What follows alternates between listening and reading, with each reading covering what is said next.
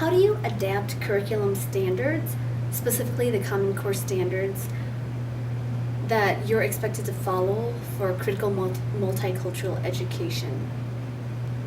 The Common Core exists for a good reason, but it also doesn't do justice to the field of multicultural education. But the good thing about the Common Core is that there's a lot of leeway in it, and the Common Core is kind of open to interpretation as well. So it's up to us as educators to be very intentional about incorporating multicultural aspects to it.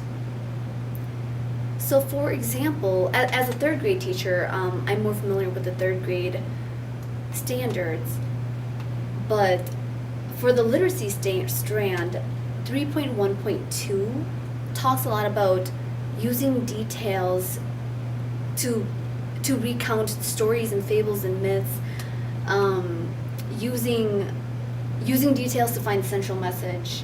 And it specifically talks about using literature from diverse cultures. So that very little piece of it addresses multicultural education in a very small aspect. But beyond that, I think it's also about finding quality books that represent different voices, different people, different values. And also just finding books that include subtle details, the little nuances about different cultures. I think that's what validates and affirms students and who they are and the backgrounds that they come from.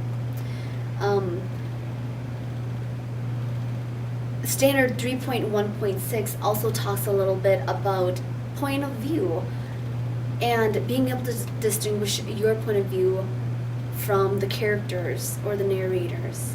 And I think it's up to us as educators to be intentional about choosing whose perspectives. Let's find those books that have voices of those usually underserved, or those voices that often go unheard.